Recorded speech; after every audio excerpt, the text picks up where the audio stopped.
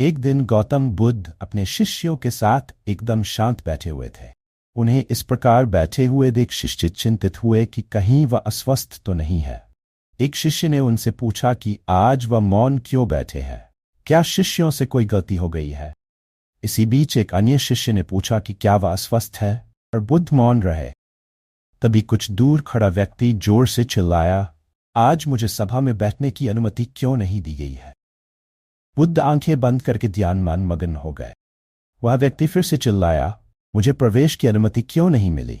इसी बीच एक उदार शिष्य ने उसका पक्ष लेते हुए कहा कि उसे सभा में आने की अनुमति प्रदान की जाए। बुद्ध ने आंखें खोली और बोले, नहीं, वह अछूत है, उसे आज्ञा नहीं दी जा सकती। यह सुनकर शिष्यों को बड़ा आश्चर्य हुआ। बुद्ध उनके मन का भाव समझ गए और बोले, अब वह अछूत है। इस पर कई शिष्य बोले, हमारे आश्रम में जात पात का कोई भेद ही नहीं, फिर वह अछूत कैसे हो गया। तब बुद्ध ने समझाया, आज वह क्रोधित होकर आया है। क्रोध से जीवन की एकाग्रता भंग होती है। क्रोधी व्यक्ति प्राय मानसिक हिंसा कर बैठता है, इसलिए जब तक वह क्रोध में रहता है तब तक अछूत होता है।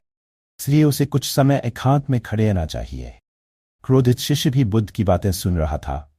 पश्चाताप की अग्नि में तपकर वह समझ चुका था कि अहिंसा ही मनुष्य का महान कर्तव्य व परम धर्म है।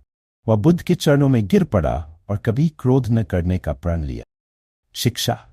आशय यह है कि क्रोध के कारण व्यक्ति अनर्थ कर बैठता है और पश्चाताप उसे बाद में होता है, जिसका कोई लाभ नहीं मिलता। इसलिए हमें क्रोध नहीं करना चाहिए। असल मायने में क्रोधित व्यक्ति अछूत हो जाता है और उसे अकेला छोड़ देना चाहिए। क्रोध करने से तन, मन और धन तीनों की हानि होती। क्रोध से ज्यादा हानिकारक कोई और वस्तु नहीं है।